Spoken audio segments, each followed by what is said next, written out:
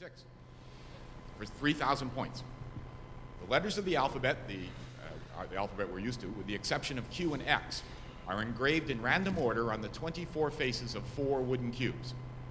The cubes are then rolled like dice. Yes, Anthony? C. C, 1 over 6 to the 4th? Nope. So I'll continue reading the question.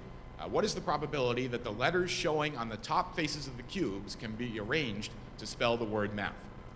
Is it 0, 1 over 20 times 21 times 22 times 23? And then you're probably not going to choose C. D, 1 over 22 times 23 times 24, or E, 1 over 21 times, yes, Evan? E. E, 1 over 21 times 22 times 23? That is correct, yes, Evan, very good. So Evan, how'd you get that?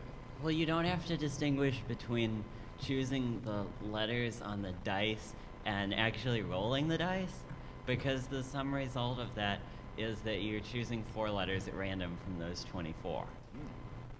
And so when you do that, you get 1 over 21 times 22 times 23?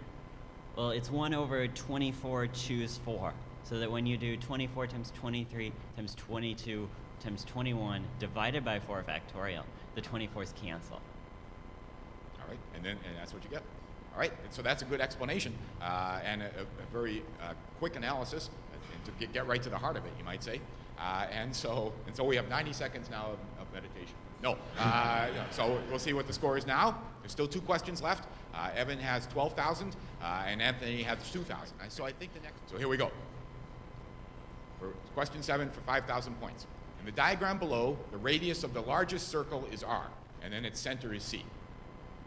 Angle ACB is a right angle. That's with the purple highlighted in purple. And the arcs AB, the top part and then reflected through that chord. So AB, the reflection's about that chord AB. What is the area of the shaded region, or the red region?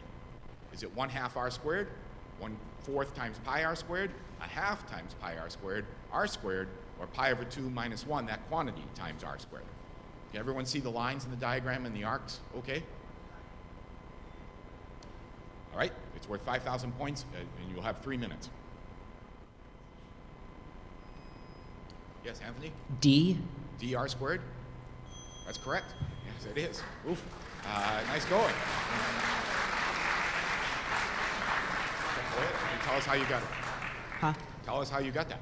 It looked like about 1/3 of the total area of the circle. The total area of the circle would be pi r squared. It looked roughly 1/3.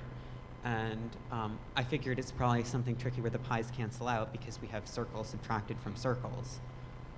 Not a bad idea. And then, so you might construct like a perpendicular here, and there's some little pieces that might be hard to figure out, but it does turn out to be r squared. As it turns out, the terms with the pi do cancel out or combine, or cancel out is probably a better word. So, going into the last question, Evan has 12,000 and Anthony has 7,000, and this last one's worth 5,000 points. As if there isn't enough suspense already.